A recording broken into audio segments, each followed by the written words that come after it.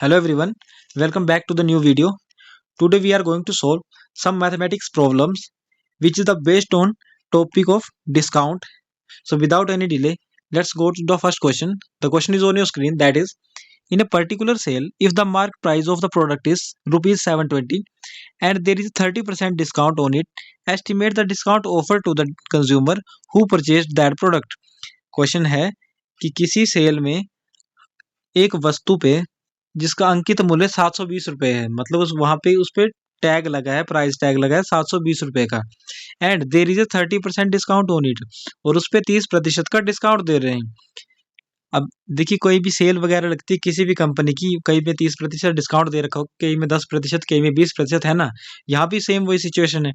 आगे लिखा है estimate the discount offer to the consumer who purchase that product, कि अगर जो आपको डिस्काउंट दे रखा है वो आपको रुपए में ज्ञात करना है कि जो उस प्रोडक्ट पे आपको डिस्काउंट दे रखा है। तो कैसे करेंगे? Very simple question.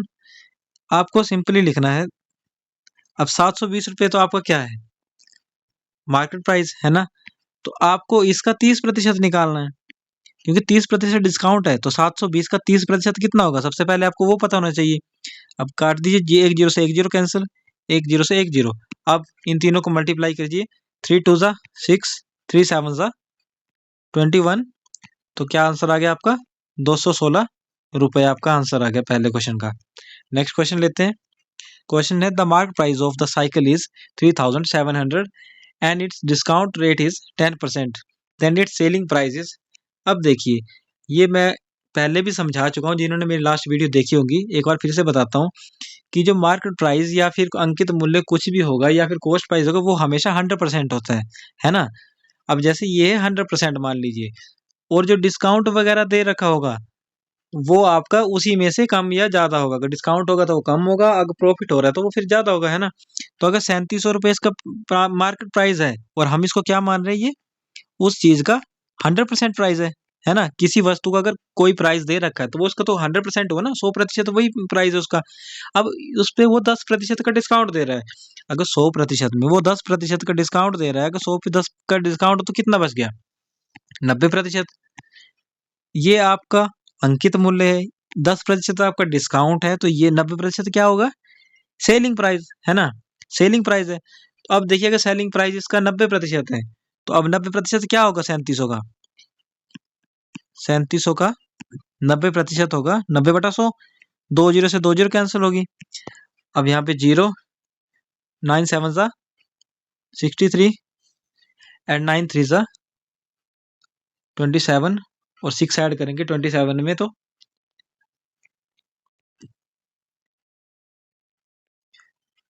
3330, मतलब 3330 रुपये आपका आंसर आ गया इस क्वेश्चन का।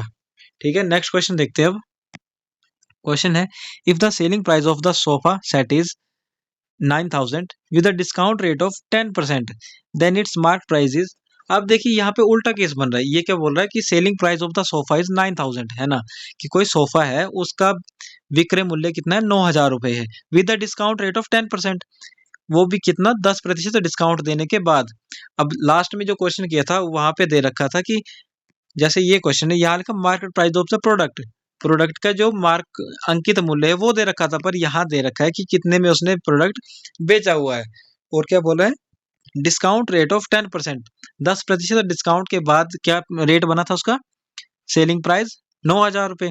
Then its market price is, तो इसका अंकित मूल्य क्या होगा? अब देखिए, मैंने बताया था कि जो दे रखा होगी कीमत उसको मान लेंगे हम 100%। अगर ये 100% है, इस बार ध्यान दीजिएगा, अगर ये 100% है तो डिस्काउंट रेट कितने? 10% है। अगर इस पे डिस्काउंट 10% का दे रखा होगा तो आपको 10% में ऐड करना है ना। 10% आपको इसमें ऐड करना है, तब आपको नया मूल्य मिलेगा। समझे बात को? जैसे यहाँ पे सेलिंग प्राइस दे रखा है आपका 9000 रुपये। अब डिस्काउंट रेट कितना था? 10% था। अगर हमने मान ली कि 9000 रुपये के आपका 100% में आपका यही मूल्य है, और डिस्काउंट कितना था? 10% का। अगर हमें मेन जो मूल्य था, जो अंकित था मूल्य, प्रिंट रेट, अगर वो फाइंड करना है तो क्या करना पड़ेगा? सबसे पहले जो भी आपका मूल्य था, जो सेलिंग प्राइस है, जो विक्रय मूल्य है, उसमें वो ऐड कर देंगे दोबारा से, है ना। अब देखिए, अगर 100 रुपये आपका मार्केट प्राइस होता, अंकित मूल्य होता, वो 10% का डिस्काउंट होता, 100 से 10 करके क्या बचता, 90% बच जाता, है ना। पर यहाँ पे उल्टा केस है, क्या 100 रुपये आपका, 100% आपका सेलिंग प्राइस है।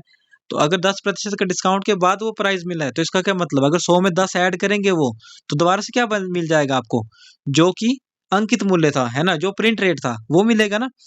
तो क्या बन जाएगा, 110%। अब देखिए इतना हम समझ चुके हैं कि अगर डिस्काउंट इस बार क्या होगा, ऐड होगा, क्योंकि डिस्काउंट इस बार सेलिंग की बात हो रही है, पिछली बार मार्केट प्राइस की बात हो रही है। अगर ये ऐड होगा तो क्या बन गया, 110% बनेगा, जो मार्केट प्राइस होगा।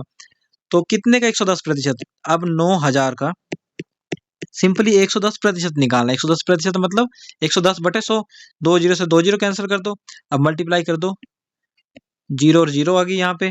अब 11 को 9 के साथ करोगे तो 99, तो क्या आ गया, 9,900 रुपये आपका इस क्वेश्चन का आंसर रहेगा। नेक्स्ट क्वेश्चन लेते हैं। While seeing a while selling a watch, a shopkeeper gives a discount of 5%. If he gives a discount of 7%, he earns rupees 15 less as profit. The market price of the watch is, अब देखिए काफी अच्छा question है ये। अब यहाँ पे दो डिस्काउंट आपको बता रखे हैं कि ये कोई भी एक सेलर है, शॉपकीपर है, दुकानदार है, वो किसी घड़ी को बेचता है 5% के डिस्काउंट पे, है ना, 5% की छूट देता है उस पे। अगर ये बोल रहा है अगर उस पर 7% का छूट देता तो वो 15% कम प्रॉफिट कमाता। दोबारा फिर से ध्यान दीजिए क्या क्वेश्चन बता रहा है। क्वेश्चन है कि एक दुकानदार है, वो किसी भी एक घड़ी पे 5% का डिस्काउंट लगाया, उसने 5% की छूट दे रखी है। वो बोल रहा है कि अगर वो उस पर 7% की छूट देता तो वो 15 रुपये कम कमाता। इसका क्या मतलब हुआ, पहले 5% था, फिर कितना, 7% है, पर इसने क्या बोला है कि ये कम कमाता, कितना कम कमाता, 15 रुपये कम कमाता, ये लिखा है। इसका क्या मतलब, 7% से अगर 5% को माइनस करें तो कितना बचेगा, वो 15 रुपये, कुछ ऐसे बता रहे हैं ना। ध्यान दीजिएगा एक बार फिर से कि ये क्या लिखा है, shopkeeper gives a discount of 5%, if he gives a discount of 7%, he earns rupees 15 less as profit. ये बोल रहा है कि 5% का डिस्काउंट दिया था, अगर वो 7 का देता तो 15 रुपये का उसको नुकसान हो रहा है ना। अगर 15 रुपये का नुकसान हो रहा है वो 5% के, मतलब 2% ज्यादा देने से ना, 2% का ज्यादा डिस्काउंट दे रहे हो तो किसके बराबर नुकसान हो रहा है, 15 रुपये के बराबर। तो 2% किसके बराबर हो गई है, 15 रुपये के बराबर, है ना। 2 की कीमत 15 के बराबर होगी, तो 100% किसके बराबर होगा आपका, 15/2 और गुणा करेंगे 100 के साथ। ये यूनिटरी मेथड है, कैसे करते थे, अगर जिसको ये समझ नहीं आ रहा तो एक बार थोड़ा सा बताता हूँ आपको, थोड़ी सी इंट्रोडक्शन देता हूँ। यूनिटरी मेथड आपने बचपन में भी किया होगा कि अगर 10 वस्तुओं की कीमत 100 रुपए है तो 20 वस्तुओं की कितनी होगी, तो क्या करते थे, अगर 10 की 100 रुपए दे रखी है तो क्या करते थे, अगर 15 या 20 की निकालनी होती तो करते थे पहले एक की निकालते थे, है ना। 100/10, जैसे क्वेश्चन है 10 पेनों की कीमत 100 रुपए है ना, तो 15 पेनों की कितनी होगी। अगर 10 की कीमत 100 रुपए है तो एक सबसे पहले हम एक ही निकालते थे, है ना। एक की कितनी निकल गई, 10 रुपए। अब 15 की निकालोगे, कैसे निकालोगे, 10 × 15 मतलब कितनी आ गई, 150 रुपए। अब इसको हम डायरेक्ट करते हैं, ये स्टेप अवॉइड करना है, कैसे करेंगे, अगर 10 वस्तुओं की कीमत 100 रुपए दे रखी है ना, तो 15 की कैसे निकालेंगे, सिंपल 100 को गुणा भाग करेंगे 10 से, जो संख्या दे रखी है उसे भाग करना है और जो संख्या निकालना है उससे गुणा करना है। ये वाला स्टेप हमने अवॉइड किया, कैसे किया दोबारा फिर से देखेंगे। कर तो ये स्टेप रहे हैं लेकिन एक ही स्टेप में दो स्टेप हो रहे हैं, कैसे। अब यहाँ पे देखिए हमने 100 को 10 से भाग किया, इसका क्या मतलब, एक वस्तु की कीमत आ गई, है ना, और 15 से गुणा कर दी तो कितनी की आ गई, 15 की आ गई। अब यहाँ भी वही सेम हो रहा है कि 2% की कीमत कितनी दे रखी है, 15% दे रखी है। अगर हम 1% ना निकाल के डायरेक्ट हम 100 निकाल रहे हैं, कैसे निकाल रहे हैं, पहले 15 को भाग कर रहे हैं 2 से, 15 को 2 से भाग किया तो क्या कीमत आ जाएगी, 1% की। और अगर 100 से गुणा किया तो 1 को 100 के साथ गुणा करोगे तो किसकी कीमत आ जाएगी, 100% की। तो अब देखिए इसको थोड़ा सा रब कर लेते हैं।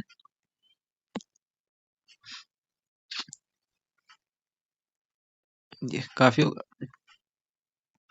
अब देखिए 15/2 गुणा 100, अब क्या करेंगे, अब 2 से काट दीजिए, 100 कट रहा है तो, है ना।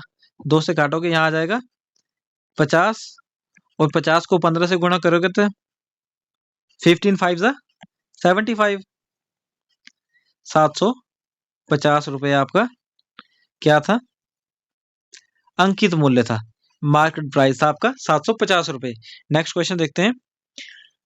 The successive discount of 15%, 20% and 25% on a article is equivalent to the single discount of. अब ये क्वेश्चन अच्छा है, क्यों? क्योंकि यहाँ पे आपको बता नहीं रखा है क्या मार्केट प्राइस है, क्या सेलिंग प्राइस है, कुछ भी नहीं बता रखा, सिंपल बता रखा किसी भी एक प्रोडक्ट पे पहले 15 रुपए का डिस्काउंट था, फिर 20 का दिया गया, फिर उसके बाद 25 का दिया गया।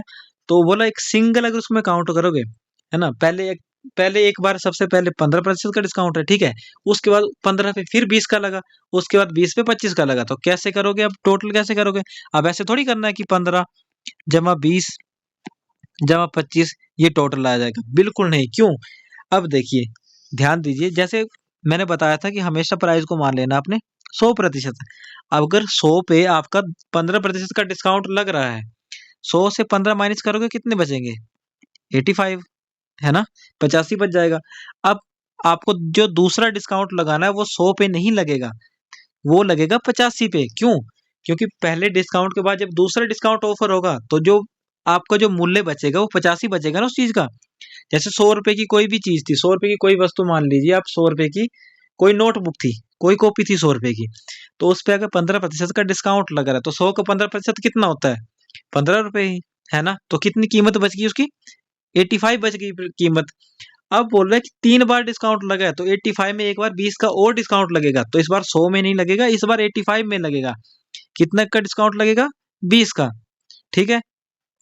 तो अब यहाँ पे 85 से माइनस 20 नहीं करेंगे हम, क्या करेंगे, 85 का 20% निकालेंगे। अब इसको डायरेक्ट कैसे करना है ये ध्यान दीजिए, सिंपल करना है। 100 का अब 15% का डिस्काउंट देना है, तो आपको 100 से 15 माइनस करेंगे, कितना बच गया?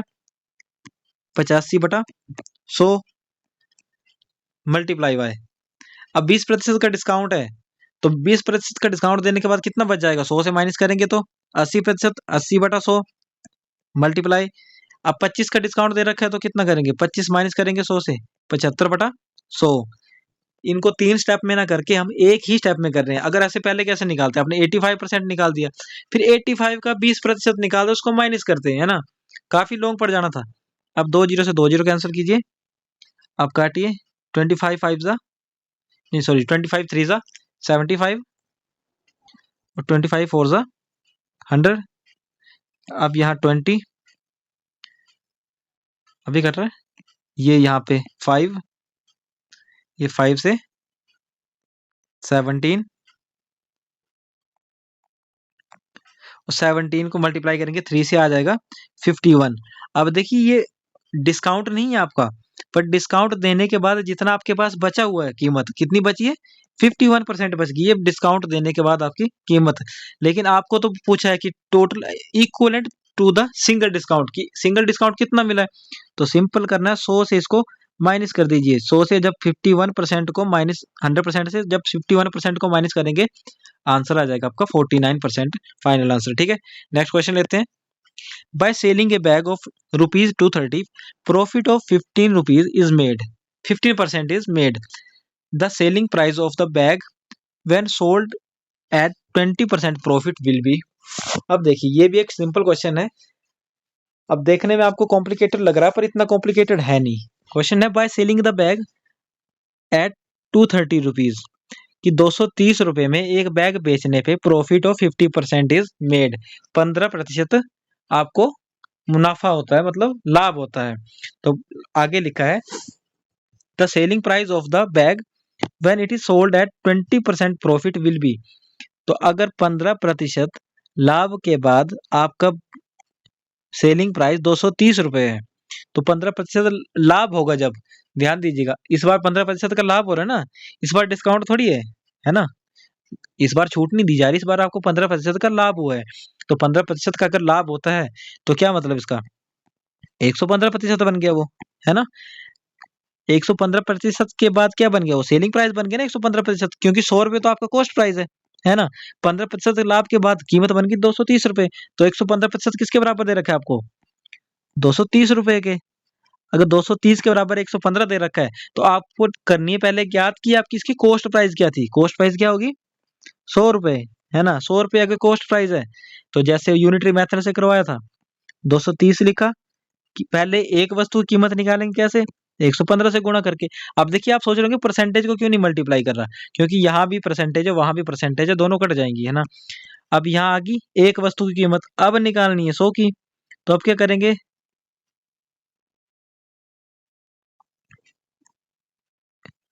2, अब क्या बन गई कीमत? 200 रुपए। आ गई ना आंसर इसका? आंसर नहीं है, सॉरी, अभी थोड़ा सा हल हुआ ये। नेक्स्ट स्टेप देखते हैं क्या है। अब यहाँ तक तो हमें निकल गया इसका कॉस्ट प्राइस क्या है। कॉस्ट प्राइस मतलब इसका क्रय मूल्य। हाँ, क्रय मूल्य या फिर अंकित मूल्य क्या है इसका, है ना। अंकित मूल्य क्या दे रखा है? 200 रुपए। अब इस पे अंकित मूल्य नहीं, सॉरी, कॉस्ट प्राइस होगा ना ये, हाँ। कॉस्ट प्राइस होगा कि इस पे क्रय मूल्य भी आपको तभी, प्रॉफिट आपको तभी होता है ना, क्रय मूल्य पे होता है। तो क्या नेक्स्ट लिखा है statement, the selling price of the bag when it is sold at 20% profit will be, कि अगर 20% लाभ पे बेचा जाए तो इसका कितना लाभ होगा, है ना। रुपए में निकालना है। तो सिंपल क्या था, उसमें भी वैसे होगा, 20% लाभ पे बेचेंगे तो 100 रुपए, मैंने बताया था आपकी 100% वैल्यू किसके बराबर होती है? जो अंकित मूल्य या फिर यहाँ पे कॉस्ट प्राइस है, ठीक है। तो 20% लाभ करेंगे तो कितना हो जाएगा? ये 20% ऐड करेंगे तो 120% हो जाएगा 100% में, है ना। तो सिंपल आपको क्या करना है, 200 का 120% मतलब 120/100। 20 से 20 कैंसिल, 12 को 2 के साथ मल्टीप्लाई करेंगे 24, 240 रुपए इस क्वेश्चन का आंसर रहेगा आपका। चलिए नेक्स्ट क्वेश्चन लिखते हैं। ये आज का लास्ट क्वेश्चन है। The question is the original price of the TV set is 16,000 if price is discounted by 20% and then raised by 10% for service contract, the price change by the shopkeeper is। अच्छा question है। Question है कि किसी TV का original price मतलब असली जो कीमत थी वो 16,000 रुपए थी, है ना। अंकित मूल्य मान लीजिए, if the price is discounted by 20%, कि उस पे पहले 20% की छूट दी गई, then raised by 10% for service contract, उसके बाद 10% उसको जो कीमत बढ़ा दी गई। क्यों बढ़ा दी गई? सर्विस कॉन्ट्रैक्ट के लिए, कि हाँ सर्विस वगैरह जो प्रोवाइड करनी है उसके लिए 10% एक्स्ट्रा चार्ज किया गया। तो अब पूछ रहा है the price charged by the shopkeeper is, कि दुकानदार ने उसको कितने रुपए में बेचा उसको, है ना। अब आपको जैसे लास्ट क्वेश्चन में बताया था, सिंपल वैसे तरीके से करना है। कीमत दे रखी है 16,000 रुपए, सबसे पहले डिस्काउंट दे रखा है 20% का। तो 20% का डिस्काउंट देने के बाद मैंने पता 100 से माइनस करना है। कोई भी डिस्काउंट होगा 100 से माइनस करना है, लाभ होगा 100 से प्लस करना है। तो 100 से माइनस करने के बाद कितना बच जाएगा? वो 80%, 80/100। अब नेक्स्ट स्टेप ना करके यहीं पे करेंगे, मल्टीप्लाई कीजिए। कोई जरूरत नहीं 2 स्टेप लेने की, टाइम वेस्ट होगा आपका, एग्जाम में भी टाइम वेस्ट होगा। जैसे डायरेक्ट कीजिए, एक ही लाइन में आंसर आ जाएगा। अब उसके बाद बोला देन राइज्ड बाय 10%, इस बार 10% रेज किया है ना। रेज्ड बाय 10% है तो 10% जब बढ़ेगा तो क्या 100 में जब 10 बढ़ेगा कितना आ जाएगा? 110। 110% मतलब 110/100। अब काट दीजिए, 20 से 20 कैंसिल, 10 से 10, इस 10 से 10। अब मल्टीप्लाई कीजिए, 16 को 8 के साथ करेंगे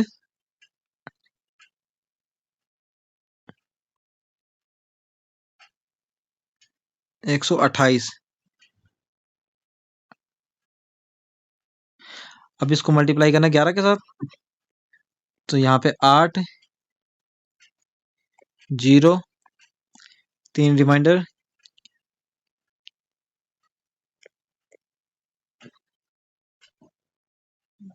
अब यहाँ पे 0 था ना, यहाँ 0 लगा, तो यहाँ कितने में बेचा उसने?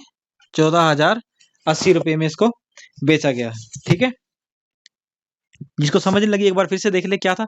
16,000 इसका ओरिजिनल प्राइस था, पहले डिस्काउंट दी गई 20% का, 20% का डिस्काउंट देने के बाद मैंने बताया था 100 में से माइनस करना है, माइनस करने के बाद यहाँ 80 आ गया, तो 80/100, और उसके बाद अगर 10% रेज किया उसका प्राइस, मतलब 10% 100 में रेज करेंगे कितना आ जाएगा 110%, 110/100 करेंगे, 2 जीरो से 2 जीरो कैंसिल, इन 2 जीरो से ये 2 जीरो कैंसिल होगी, उसके बाद क्या बच गया 16 को 80 से मल्टीप्लाई करेंगे आ गया 1280, और 11 से जब मल्टीप्लाई करेंगे तो आ गया आपका 14,080 रुपये, आपका जो फाइनल आंसर है।